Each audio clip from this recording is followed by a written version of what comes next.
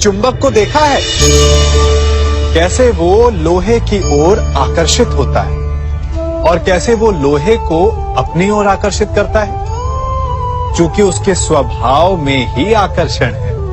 हम सबके भीतर भी एक ऐसा ही चुंबक होता है, विचार का चुंबक, जो सदा अपने ही जैसे विचारों को आकर्षित करता है।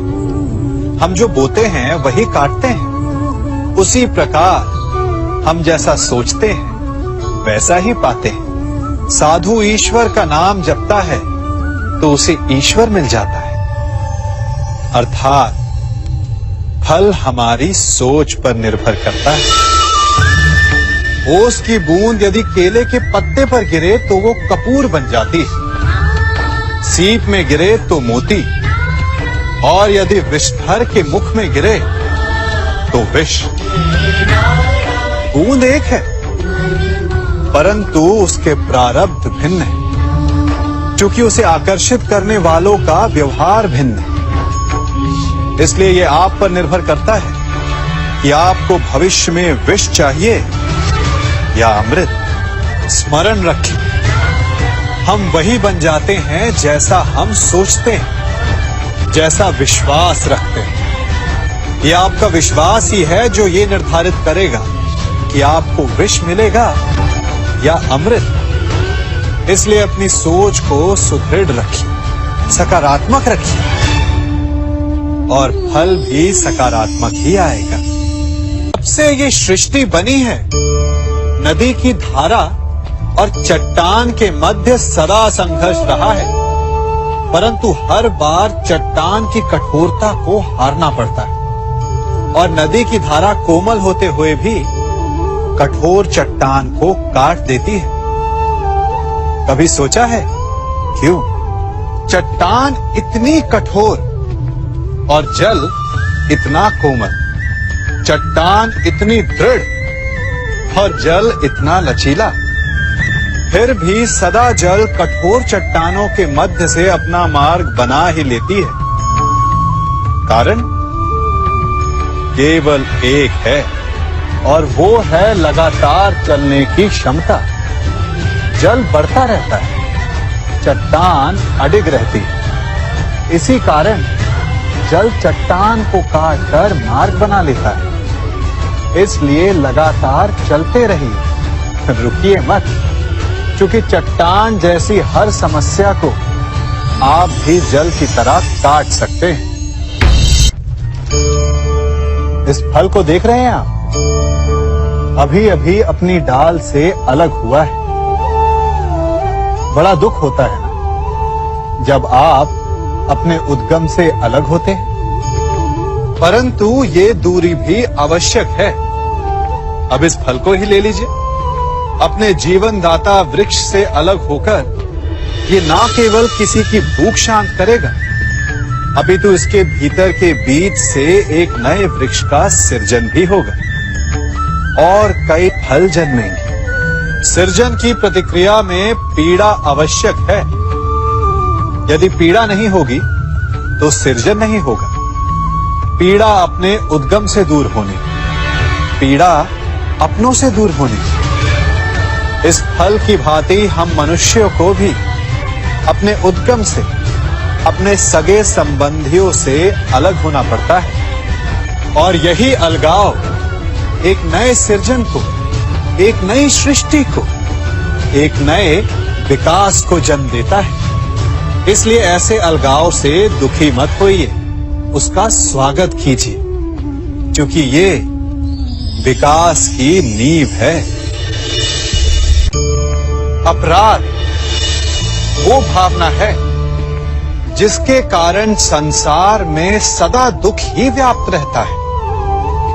हम सब अपराधियों से घृणा करते हैं, उन्हें कोसते हैं, परंतु क्या कभी विचार किया है कि कोई भी जन्म से अपराधी नहीं होता? तो ऐसा क्या कारण है कि कोई इतना बुरा बन जाता है कि वो बुराई की सीमाएं ही पार कर जाए? कारण है कामना। यदि कामना पर नियंत्रण ना रखा जाए यदि कामना को पूर्ण करने के लिए परिश्रम ना किया जाए तो वो तृष्णा में बदल जाती है, और तृष्णा लालच में, और लालच छल में, और छल करते ही मनुष्य अपराध की ओर अपने पग बढ़ा देता है। इसलिए ये अत्यंत आवश्यक है कि मन की कामनाओं पर नियंत्रण रहे। यदि मन पर नियंत्रण रहेगा तो अपराध पर स्वयं ही नियंत्रण हो जाएगा। हम सबका मन करता है कि हम जीवन में ऐसे शिखर पर पहुंचे जहां हमसे ऊपर कोई ना हो, जहां हमें कुछ करने की आवश्यकता ना पड़े, है ना? कुछ लोग इस शिखर पर पहुंच भी जाते हैं, परंतु उनका मन सदा विचलित रहता है। इतनी मनोरंजक बात है ना कि जिस विश्राम को पाने के लिए हम इतनी मेहनत करते हैं, इतना परिश्रम करते हैं, वो हमें मिलता ही नहीं। कारण स्वयं सोचिए, वन का राजा होने के पश्चात भी सिंह को अखेट के लिए परिश्रम क्यों करना पड़ता है? सोचिए, मैं बताता हूं। क्योंकि राजा होने का अर्थ ये नहीं कि वो सदा सोता रहे और मृग स्वयं उसके समक्ष आकर कहेगा कि आइए महाराज, मुझे खाकर अपनी भूख मिटाइए। तो समझ लीजिए, कार्य आपके परिश्रम से संपन्न होते हैं, केवल कामना से नहीं। यदि आप नीचे हैं तो सदा स्मरण रखें कि आपका परिश्रम ही आपको ऊंचाइयों पर ले जाएगा, और यदि आप ऊंचाई पर हैं तो वहां पर भी रहने के लिए आपको निरंतर परिश्रम करते रहना होगा। अर्थात परिश्रम से मुक्ति नहीं है, क्योंकि परिश्रम ही जीवन है। सबसे अधिक महत्वपूर्ण क्या है? जीवन, या जो जीवन में पाया, यात्रा, या यात्रा पूर्ण करने के बाद पाया गया लक्ष्य, कर्म या उसके फल? बहुत ही महत्वपूर्ण परंतु विकट प्रश्न है ना? परंतु तनिक धीरज से सोचेंगे तो इसका उत्तर अधिक कठिन नहीं है। यदि जीवन यात्रा है तो उसका लक्ष्य क्या होना चाहिए? स्वयं सोचिए। मान, संतान, धन? नहीं ना।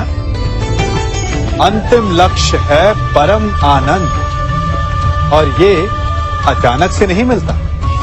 इसे पाने का केवल एक ही उपाय है, और वही आपका कर्म है, वही आपकी यात्रा भी, और वही आपका प्रारब्ध भी है। और आपको कौन बताता है कि आपके लिए सही क्या है?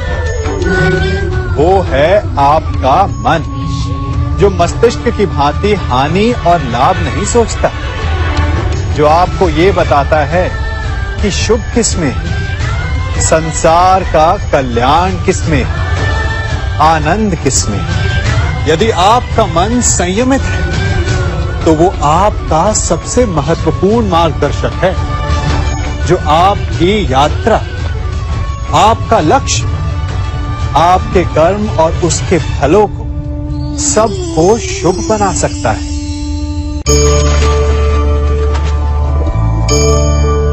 इन पक्षियों को देख रहे हैं आप? इनका उड़ना वायु में इतना संतुलन मुक्त कर देता है ना? इन्हें उड़ते देख आपके मन में भी इच्छा होती होगी कि इन्हीं की भांति आप भी स्वतंत्रता से उड़ पाएं। ईर्ष्या होती है ना, जब आप इन्हें खुले आकाश में ऐसे विचरण करते देखते हैं।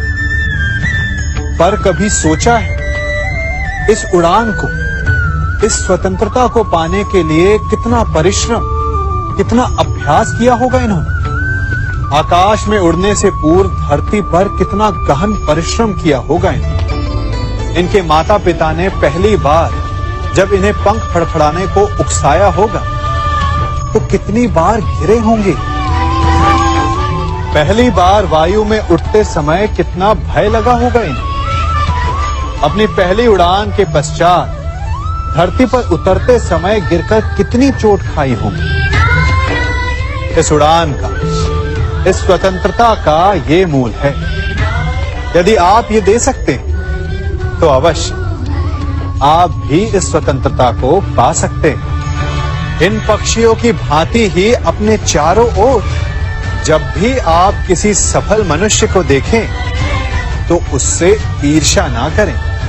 उसके परिश्रम और पीड़ा को समझने का प्रयास करें जो उसने यहां तक पहुंचने में पाई है। प्रेरणा लें, प्रयास करें और स्वयं भी सफल हो जाएं।